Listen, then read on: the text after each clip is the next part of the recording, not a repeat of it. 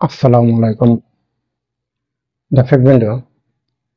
আসতেছে জাতীয় সংসদ নির্বাচনকে কেন্দ্র করে বাংলাদেশে প্রায় 15টি জেলার ডিসি সাহেবদের রদবদল হয়েছে এবং এই রদবদলটা সাধারণত জাতীয় নির্বাচনের আগে অন্যান্য সরকারের সময়ও দেখেছি।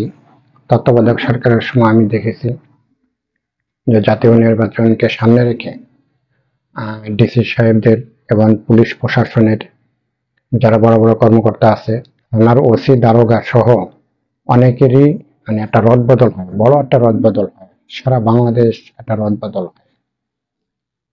এইটা এইটা আমি অনেক আগে, সেই 90-91 পরের থেকেই আমি এই জিনিসটা দেখে আসতেছি। আমার এগুলা 91 পরের থেকে যা কিছু হয়েছে আমার মোটামুটি অনেক কিছু মনে আছে। তো জাতীয় নির্বাচনটা হয়তো সামনে হতে যাচ্ছে।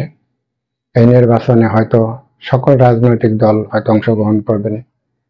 বিএনপি, জামাত ইসলাম, জাতীয় পার্টি, হয়তো যারা দেশ ছেড়ে পলাইছেন তারাও হয়তো এই নির্বাচনে অংশগ্রহণ করবেন। সব দল অংশগ্রহণ করুক, ভালো একটা নির্বাচন হোক এবং ডিসি সাহেবদেরও রদবদল হওয়ার দরকার আছে।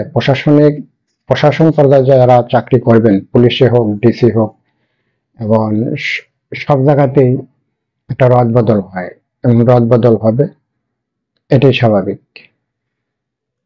অনেকেরই ডিসি পদে পদোন্নতিও হয়েছে, আবার অনেক ডিসি সাহেবদের উপসচিবও বানানো হয়েছে। এটা ভালো, পদোন্নতি হওয়া ভালো।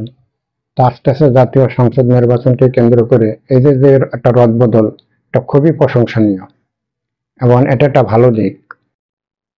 যারা রাজনীতি একটু বুঝে, যারা রাজনীতি নিয়ে কথা বলে বা যারা রাজনীতি নিয়ে গবেষণা করে, তারা সবাই এই বিষয়টাকে সমর্থন করবেন এবং সমর্থন করেছেন। এবং আমিও এই সরকারকে সমর্থন করি। যদি আরো রদবদলের প্রয়োজন হয় আপনারা সেটা করবেন। একটা ভালো জাতীয় সংসদ নির্বাচনের ক্ষেত্রে একটা ভালো নির্বাচন দেওয়া উপহার দেওয়ার জন্য যা যা কিছু প্রয়োজন, আমার মনে হয় এই জিনিসগুলি আপনাদের করা উচিত। এই জিনিসগুলি আপনাদের করা উচিত এবং আমরা চাই যে দেশে ভালো একটি নির্বাচন আপনারা উপহার দেন এবং এই আশাই করি। ধন্যবাদ দর্শকবৃন্দ। এই যে জেলা প্রশাসকদের যে রদবদল হয়েছে, আমি সাধারণত এই জিনিসটা তুলে ধরার জন্য আমি এই 3 মিনিটের একটি ভিডিও আপনাদের সামনে তুলে ধরলাম। ধন্যবাদ। আসসালামু আলাইকুম।